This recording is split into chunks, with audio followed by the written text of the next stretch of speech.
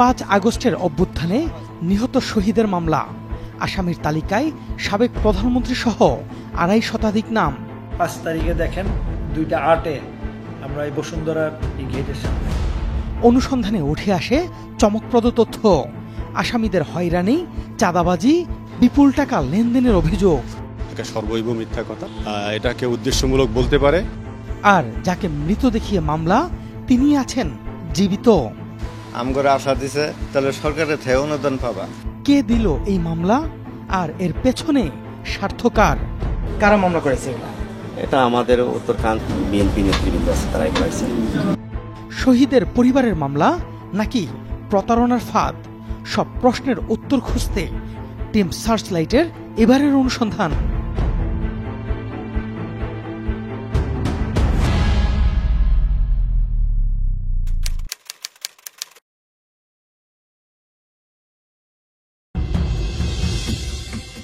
উত্তরা পূর্ব থানার মামলা নাম্বার 3524। মামলার বাদী পারুল খাতুন, আসামি সাবেক প্রধানমন্ত্রী শেখ হাসিনা সহ 257 জন। মামলার অভিযোগে বলা হয় 2024 সালের 18 জুলাই উত্তরা আজমপুর এলাকায় ছাত্র জনতার মিছিলে অংশ নেয়া 20 বছর বয়সী কাউসার মিয়াকে গুলি চালিয়ে হত্যা করে তার লাশ গুম করা হয়। যদিও আদালতে মামলাটি দায়ের করার পর থেকেই বিতর্ক তৈরি হয়েছে। উত্তরায় এই মামলার খবরটা আমার কাছে আমার এক সিএনএফ এর মালিক আমার কাছে পাঠায়। তখন আমি বললাম যে এই মামলায় তো আমার নাম কিভাবে আসলো, আমি ঠিক বুঝতে পারিনি। মোহাম্মদ মিজানুর রহমান বিমানবন্দর কাস্টমসে ক্লিয়ারিং অ্যান্ড ফরওয়ার্ডিং ব্যবসা করেন। বর্তমানে সিএনএফ অ্যাসোসিয়েশনের সভাপতির দায়িত্ব পালন করছেন। 5 তারিখে দেখেন 2:05 আমরা কোথায় আছি এখানে। তারপরে এই যে দেন 2:08 আমরা এই বসুন্ধরার এই গেটের সামনে, এই যে বিল্ডিংগুলি দেখছেন আপনি, ভিভো বিল্ডিংটা, এখানে আমরা। তারপরে দেখেন এই যে 3টার সময় এই যে আমরা বসুন্ধরা ওই জায়গাতেই। 5 আগস্ট সকালেও জুলাই আন্দোলনে সক্রিয় ছিলেন তিনি। ওই দিনের একটি ভিডিও ফুটেজে দেখা যায় মিজানুরের অবস্থান যমুনা ফিউচার পার্কের সামনে। কিন্তু সবচেয়ে বড় বিষয় হইল যে একটা মামলা, ভুয়া মামলা দিয়ে মানুষকে এভাবে হয়রানি করা। আমি মনে করি যারা এই ধরনের কাজ করছে তাদের কোনো অসৎ উদ্দেশ্য ছিল, কিছু হয়তো পয়সা নেওয়া অথবা মানুষকে হয়রানি করলে তাদের কাছে বেনিফিট তো অবশ্যই নেওয়ার জন্য কাজটা করছে। ওই সময় আমাদের নামে মামলা করছে। মিজানুর রহমানের অভিযোগ, ছাত্র জনতার পক্ষে থাকা সত্ত্বেও জুলাই আন্দোলনের এই হত্যা মামলায় আসামি হয়েছেন। মামলায় উল্লিখিত সময়ে ঘটনাস্থলেও ছিলেন না। হত্যা মামলায় আসামি হওয়া মিজান যেমন অবাক হয়েছেন, তেমনি অবাক হয়েছেন গার্মেন্টস ব্যবসায়ী প্রশান্ত কুমার বিশ্বাসও। আমি রাজনীতি কোনোদিন করিও নাই, এখনো বর্তমানেও করি না, এবং ভবিষ্যতে কোনোদিন রাজনীতি করার ইচ্ছাও নাই। যেহেতু আমি পেশায় ব্যবসা নিয়েই থাকতে চাচ্ছি। তার মানে কোনো রকম রাজনৈতিক সম্পৃক্ততা কিংবা বিগত সরকারের বিশেষ সুবিধাভোগী না হয়েও তিনি এই হত্যা মামলায় আসামি হয়েছেন, আর সেজন্যই তার এমন ক্ষোভ। এই ধরনের মিথ্যা মামলা থেকে মানে সূক্ষ্ম বিচারের মাধ্যমে এগুলি করতে হবে, যেটাকে কি বলে যে আপনাকে প্রত্যাহার করতে হবে। প্রশান্ত কুমারের দাবি, হয়রানিমূলক এমন মামলায় শুধু তিনিই নন, ক্ষতিগ্রস্ত হচ্ছেন তার উপর ভর করে রুজি রোজগার করা আরো 10টা পরিবার। এতে আদতে দেশেরই ক্ষতি হচ্ছে। একটা ফোন আসে, ওই ভদ্রলোকের নাম হলো হারুন। বলল যে হ্যাঁ আমি সাংবাদিক, আপনাকে দেখা করাটা খুব জরুরি। আমি বলছি তাহলে আপনাকে কেন, পুলিশের কাজ তো আর আপনি করবেন না। এসআই মোতালেব সাহেব উনি নিজে আমাকে আবার পরের দিন ফোন দেয়, তো না যাওয়ায় উনি আবার ওই লোক অন্য নাম্বার থেকে ফোন দেওয়া বললো যে আপনার এটা আমি চার্জশিট দিয়ে নাম বাদ দিতে পারবো, আপনি মোতালেব সাহেবের সাথে কথা বলার দরকার নেই, আমার সাথে কথা বলেন, 50,000 টাকা যদি হয় মিনিমাম, তাহলে আপনার নাম চার্জশিট দিয়ে আমরা বাদ দিতে পারবো। আমরা খুঁজে বের করেছি এই হারুনুর রশিদকে, যিনি নিজেও ওই হত্যা মামলার আসামি। কাজ করেন স্থানীয় একটি পত্রিকায়। কল্যাণপুরে আমি মোতালেবের কাছে যাই, 2 তলায় যাই। আমি বললাম যে ভাই আমি তো রাজনীতি করি না, আমার কিভাবে মামলাটা দেওয়া হয়েছে। তো বললো যে মামলা দিছে, এটা তো আমার কিছু না। হারুনের দাবি, মামলার বিষয়ে কথা বলতে গেলে তদন্ত কর্মকর্তা তাকে রাতে অন্য জায়গায় দেখা করতে বলেন। সে অনুযায়ী পরের দিন উত্তরা এলাকায় তিনি সেই তদন্ত কর্মকর্তার সাথে দেখা করেন। সে আমারে বললো যে ভাই আপনার মামলার বিষয়টা আমি দেখব নি, আপনি আমারে একটু হেল্প করেন, আর আপনার এটা কোনো সমস্যা হবে না, এই যেহেতু যদি আপনি নির্দোষ থাকেন এটা আমি দেখব, আপনি আমার একটা কাজ করে দিবেন। তখন সে আমারে বলল যে উত্তরখানে দক্ষিণখানে শেখ হাসিনা সহ মামলার আসামি বেশি, আপনার আশেপাশে আমারে কিছু আসামির সাথে আমার সাথে যোগাযোগ করাই দেন। আমার এটা বলার পরে তখন আমি বাধ্য হইয়া আমি কিছু লোকের সাথে এই মামলার কিছু আসামির সাথে আমি ওনার সাথে মোবাইলে যোগাযোগ করাই দেই। তার মানে পিবিআই কর্মকর্তা মুত্তালিবের কথা মতো হারুন আরো কয়েকজন আসামি জোগাড় করে দেন। তাদেরই একজন দুলাল হোসেন। কথা বলি তার সাথেও।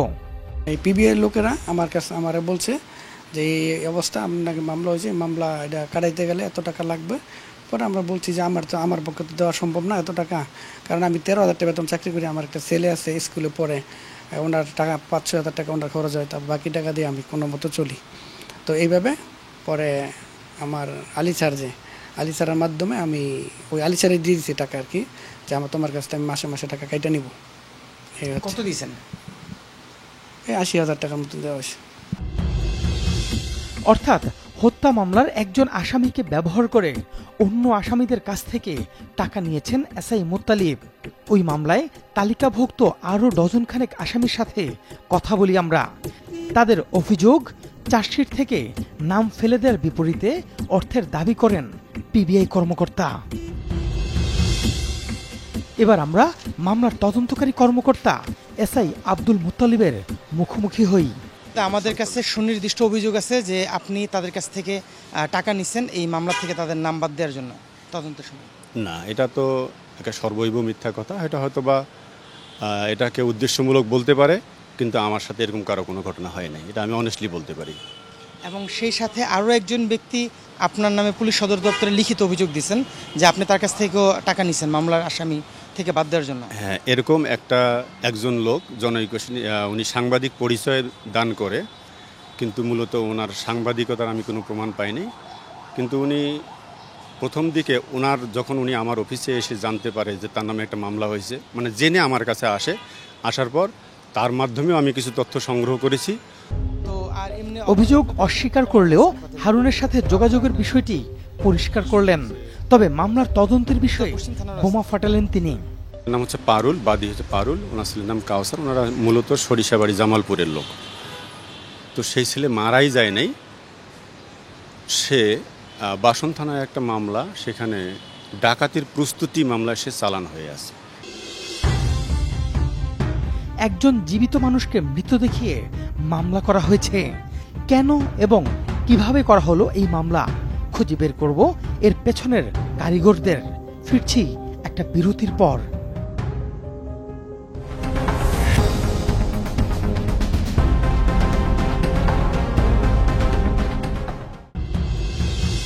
তথ্য বলছে, জুলাই আন্দোলনে যাকে মৃত দেখিয়ে হত্যা ও লাশ গুমের মামলা, সেই কাউসার মিয়া জীবিত।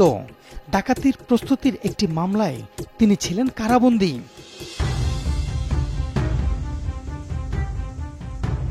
কিভাবে একটি ভুয়া মামলা এত দূর গড়ালো সেই তথ্য জানা দরকার। এবার মামলার সূত্র ধরে বাদীর ঠিকানায় টিম সার্চলাইট। বাসা ছিলেন? জামাইয়ের নাম বাদশা মিয়া। আপা, পারুল খাতুনদের বাসা কোনটা? এখানে থাকে পারুল খাতুন? স্বামীর নাম বাদশা মিয়া। তবে সেখানে বাদী পারুল খাতুনকে পাওয়া গেল না। পরে জানা গেল রাজধানীর উত্তরখানের একটি বাসায় তিনি সপরিবারে থাকেন। উত্তরাত ওই নেতাগুলা তখন তো নেতা আর ছাত্র ঘরেই গেছে। পরে মনে হয় আমার লগে আমার বাসা তাইছিল, আইলে পরে সাদা আমার সাইন নিছে যে আপনার ছেলে মরুক বাঁচুক এটা আমরা দেখুন। পরে এটা নিয়ে বলে দিছে, মামলা দিছে। মামলা দিছে। পরিণাম না জেনেই হোক কিংবা অন্য উদ্দেশ্যে পারুল খাতুনই হত্যা মামলাটির বাদী। ফলে কাগজে কলমে মিথ্যা তথ্য দেওয়ার দায়ভার তার কাঁধেই। কি আসছিল এখানে আসছিল কে? ওই উত্তরাল পোলাপানেরাই না তারাই, ওইলে আমি নামও ভাইয়া জানি না। মানে ওই জায়গায় মার অবস্থা খারাপ হয়ে গেছিল তো পরে আয়ে আমারে নিয়ে গেছে, নিয়ে মামলা দিছে। তো এখন তো মনে করেন যে উকিল এই দিকের কোনো উকিল না, ওই দিকেরই উকিল। তো ওই যে আরেকটা ভাই আছে না, সেই ভাই আমারে বলতেছে যে আপনার উকিলকে।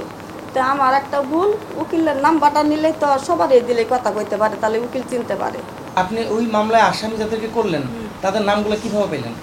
হ্যাঁ, এই নামগুলো কিভাবে পেলেন? নামগুলো তো আমি পাই নেই। লিখলেন কিভাবে? লেখিও নাই তো। কে লিখছে? ওই যে কুটে লেখিও নাই তো, আমি কি লিখতে পারি? আমার জুলকন যে আপা আপনি এনে সাইন দেন, অনে সাইন দেন, অনে সাইন দেন, তাহলে আমি একটু যাই, একটু আমার নামটা একটু লেখবার ভাই, তাহলে তো আপনি পেলে তো আমার নামটুকু আমি সাইন দিতে পারবো। আমি তার কিচ্ছু সাইন দিতে পারি না। আসামিদের চিনেন না, নামও জানেন না। পারুল খাতুনের কথায়ও রহস্যের গন্ধ। প্রশ্ন হচ্ছে, কোন স্বার্থে তিনি এমন একটি মামলা করতে গেলেন? উত্তর দিয়েছেন তার স্বামী বাদশা মিয়া। আমরা তো সঠিক জানি না যে এই মানুষের আসামিতে মামলা দিছে, আমগরে আশা দিছে যে তোমার ছেলে যদি না পাও তাহলে সরকারের থেকে অনুদান পাবা। তো এই অনুযায়ী আমরা আমার স্ত্রী গেছিল। সাজানো মামলায় বক্তব্য যে সাজানো নয়, সেটি বা কিভাবে বিশ্বাস করি? এবার মামলাটির আইনজীবীর খোঁজে আদালত পাড়ায় টিম সার্চলাইট। কেমন আছেন? ভালো আছেন? আপনার চেম্বার কোথায়? চেম্বার খুঁজে পেলাম না। হ্যাঁ,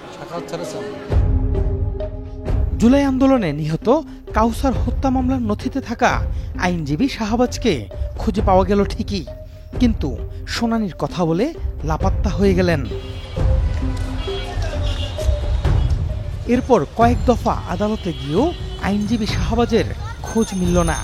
উপায় না দেখে মামলায় ওকালতনামা ব্যবহার করা অ্যাডভোকেট নুরুজ্জামানকে খুঁজে বের করি। মোহাম্মদ নুরুজ্জামান? হ্যাঁ হ্যাঁ হ্যাঁ, এটা আপনার ওকালতনামা না? জি জি। আচ্ছা, মামলার 1 নম্বর আসামি শেখ হাসিনা সহ প্রায় 250 জনের বেশি আসামি। আমি তো কোনো মামলা ফাইলিং করিনি। তাহলে আপনার ওকালতনামা আরেকজন কিভাবে ব্যবহার করলো? এই আমার এই সদস্য নাম্বার দিয়ে আপনিও নিতে পারেন ওই কাউন্টার থেকে। বয়সে প্রবীণ এই আইনজীবী নিজেও কিছুটা দ্বিধাদ্বন্দ্বে, তবে তার কথায় ভিন্ন একটি সূত্র পাওয়া গেল। এবার আমরা নিজেরাই সূত্রটি যাচাই করতে নামলাম। মামলার যে কাগজটা দিলেন, এটা কার দিলেন? এই কাগজটা কার দিলেন? নুরুজ্জামান নাম। হ্যাঁ, তুমি কে? আমি ঢাকাবাড়ির স্টাফ। আপনি ঢাকাবাড়ির স্টাফ, কিন্তু এটা যে দিলেন এটা কি উনি আসছে এখানে? উনি চাইছেন কই? ওই যে উনি কি নুরুজ্জামান?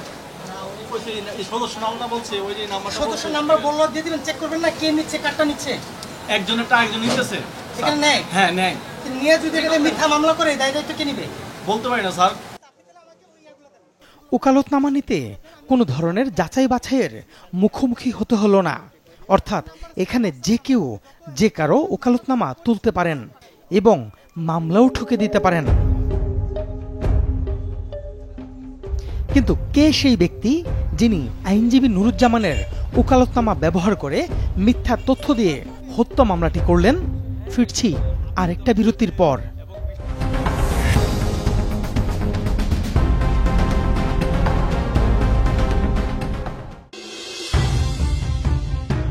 কাউসার হত্যা মামলা দায়ের করা আইনজীবীর সন্ধানে আদালত পাড়ায় আবারও টিম সার্চলাইট। অনেক খোঁজাখুঁজির পর পাওয়া গেল সেই আইনজীবীকে। তবে মামলাটি আদালতে দায়ের করতে তিনি কাজে লাগিয়েছেন জুনিয়র এক আইনজীবীকে। ওই মামলাটা আপনি করছিলেন? হ্যাঁ, আমারই করা, আমার কাছে আছে, সব কিছু আছে। তো এই ঘটনার বাদই আমার কাছে আসে। হত্যা মামলার মতো স্পর্শকাতর একটি মামলা কেউ বললেই কি করা যায়? তাও আবার যাচাই বাছাই ছাড়া। তো হত্যা করে একটা লাশ গুম করা হয়েছে সেই অভিযোগে মামলা করছেন আপনি? বাদী এসে আমাদের কাছে বলছে, আমরা আপনি সেই মামলাটা করছেন, কিন্তু এখানে তো যেই যাকে বলছেন মারা গেছে সে তো মারাই যায়নি। না, পরবর্তী আমরা জানতে পারছি যে সে মারা যায়নি, সে জেলখানায় ছিল। আইনের লোক হয়ে আইনের অপব্যবহার করেছেন এই আইনজীবী, যার ফলে মিথ্যা তথ্য দিয়ে দায়ের করা একটি মামলায় নিরীহ অনেক মানুষ ভোগান্তির মুখে পড়েছেন। এখানে অনেকে আছে যারা পলিটিক্স করে না, সাধারণ নিরীহ মানুষ, তারাও যে এই মামলায় ভোগান্তির শিকার হইলো, চাঁদাবাজির শিকার হইলো, এটাকে আপনি কি বলেন? এইটা বিষয়টা হচ্ছে আমরা তো আর আমরা তো কারো নাম ঠিকানা পাবো নাম জানি না। এখানে বাদী বা যারা এই নাম ঠিকানাগুলো দিয়েছে ওনারাই বলতে পারবেন। উপায় না দেখে শেষে তিনি মামলার পেছনের কারিগরদের নাম ফাঁস করলেন। বাদী বলতেছে যাদেরকে আসামি করেছে তাদের কাউকে সে চিনে না। বাদীকে জিজ্ঞেস করলে পাওয়া যাবে। বাদীকে জিজ্ঞেস করছি আমরা, বাদী চিনে না। বাদী তো সেখানে আসামিরা, বাদীরা যারা মামলা করাইছে তারা জানে, বাদীর সম্মতি নিচে নিয়ে তো করাইছে। কারা মামলা করাইছে এগুলা? এটা আমাদের উত্তর কান 46 নং, 45 নং, 44 নং ওয়ার্ডে যারা বিএনপি নেতৃবৃন্দ আছে তারাই করাইছে। মানে 44, 45, 46 নম্বর ওয়ার্ডের বিএনপি নেতৃবৃন্দ আপনাকে মামলাটা করাইছে? কারা, এদের নাম কি? সবাই তো করে নেই না, এদের আমাকে একটু সময় দিতে হবে। যে হচ্ছে যেমন 46 নং ওয়ার্ডের সবুজ মিয়া আছে, তারপর মনির জামান আছে, এখানে তাদের নাম লেখা আছে। 46 নম্বর ওয়ার্ডের উনি সিনিয়র সভাপতি ছিলেন। তারপরে যুব দলের সভাপতি 44 নং ওয়ার্ডের রস্তম, উনি আছেন, তার কাগজ আমি দিয়ে দিব। তারপরে আছে কৃষক দলের সভাপতি হচ্ছে এটা মোহন ভাই, হ্যাঁ, ওনার কাগজটা আমি দিয়ে দিব। তারপরে আছে বর্তমান আহ্বায়ক কমিটির সিনিয়র যুগ্ম আহ্বায়ক আছে সেলিম ভাই, হ্যাঁ, এর সাথে তো সবাই নাম মনে করা যাচ্ছে না। ওনারা এই মামলার নাম আসামিগুলো দিচ্ছে? হ্যাঁ, আসামিগুলো ওনারা আমাদের এলাকা সংগ্রহ করে ওনারাই দিয়েছে। আইনজীবীর দেয়া তথ্য ধরে উত্তরখান থানা বিএনপির সদস্য মোহাম্মদ মনিরের বাসায় হাজির হই। মনিরকে পাওয়া না গেলেও কথা বলেছেন তার ভাই। আপনি একটা কথা হলো হাতের লেখা আপনি লেখলেন একজনে, কিন্তু সে কি মামলা দিছে? সে বাদী হয়েছে বা সে মামলা দিছে? এখন মনে করেন যে উকিল মামলা করছে সে কেন করলো? পরবর্তীতে যোগাযোগের চেষ্টা করি উত্তরখান থানা বিএনপির সাবেক সহসভাপতি ফাইজুল ইসলাম সবুজের সাথে, তিনিও বাসায় নেই। আপনার বাবাকে ফোন দিচ্ছে আজকে অনেকদিন ধরে, তারপরে আজকে এতদিন পর আপনার বাসা পর্যন্ত আসা। মনির ও সবুজ ক্যামেরার সামনে না আসলেও কথা বলেছেন উত্তরখান থানা বিএনপির যুগ্ম আহ্বায়ক সরকার রফিকুল ইসলাম মুকুল ও সেলিম মোল্লা। তালিকা পাইছি আমরা, যে তালিকায় আপনার হাতে লেখা আপনি অনেকগুলো মানুষের নাম দিয়েছেন যাদেরকে আসামি করার জন্য, এবং যেটা একটা মিথ্যা মামলা। না, আমি এই বাদী, এই যে বাদী, উনি যদি বলতে পারে যে আমি ওনার কাছে কোনো নাম দিয়ে থাকি, তাইলে আমি আপনারা যা বলবেন আমি মাথা পেতে নিই। আপনি আইনজীবীর কাছে নামের তালিকা পাঠাইছেন? নো, আমি কোনো আইনজীবীর কাছে কোনো মামলার তালিকা আমি দিই নি। সত্যি কথা কি, যে মামলার কথা বলছেন, এই মামলার সম্বন্ধে আমি সত্যি কথা আমি মামলার সম্বন্ধে কিছু জানি না, এবং এই পর্যন্ত উত্তরা, পশ্চিম থানা এবং পূর্ব থানা যতটি মামলা হয়েছে, আমরা এই মামলায় কাউকে আসামি করি নাই, এবং কারা আসামি সেটা আমরা জানি না। মামলা হওয়ার পরবর্তীকালে আমরা জানতে পারছি এর মামলা হয়েছে। সে মামলাগুলো আমার যতটুকু জানি, আমাদের এলাকায় যারা ছাত্র সমন্বয়ক আছে তারা এবং জামাতের লোকের এই মামলাগুলো দিছে। নিজে বাঁচতে অন্যের ঘাড়ে দোষ চাপাচ্ছেন নাকি সত্যটাই বলছেন, সেটি হয়তো রাষ্ট্রীয় তদন্তে বেরিয়ে আসবে। কিন্তু নিরপরাধ যাদেরকে মিথ্যা এই মামলায় আসামি করা হয়েছে, তাদের ব্যাপারে সরকারের পদক্ষেপ কি? যারা ইনোসেন্ট, যারা এই আওয়ামী লীগের দোষর ছিল না বা ফ্যাসিস্টের দোষর ছিল না, যারা বৈষম্য ছাত্র আন্দোলনের সময় তারা সরকারের পক্ষ অবলম্বন করে নাই, এবং গত 15 বছর যাবত তারা সরকারের পক্ষ অবলম্বন করে নাই, বিভিন্নভাবে সহযোগিতা করে নাই, এইসব যদি কোনো ইনোসেন্ট লোকদেরকে আসামি করা হয়, তাদেরকে কিভাবে বের করা যায় মামলা থেকে, সেই দিকেই সরকার এবং আমাদের পুলিশের উদ্বোধন কর্মকর্তা এবং সরকার সেদিকে চেষ্টা করছে। রাষ্ট্রের এই আইন কর্মকর্তার কথায় হয়তো নিরপরাধরা কিছুটা হলেও স্বস্তি পাবেন, কিন্তু তাদের এই ভোগান্তি কিংবা সময় কি আর ফিরে পাবেন? অসৎ উদ্দেশ্য ছিল। দর্শক, সুনির্দিষ্ট কোনো তথ্য, পরামর্শ কিংবা অভিযোগ থাকলে যোগাযোগ করতে পারেন স্ক্রিনে দেখানো নাম্বারে, জানাতে পারেন সামাজিক যোগাযোগ মাধ্যমেও। আপনার দেয়া তথ্যে সমাজের রন্ধ্রে রন্ধ্রে ঘাপটি মেরে থাকা জমাট অন্ধকারে আলো ফেলবে টিম সার্চলাইট। অনুসন্ধানের আলো হাতে দেখা হবে অন্ধকার পথে।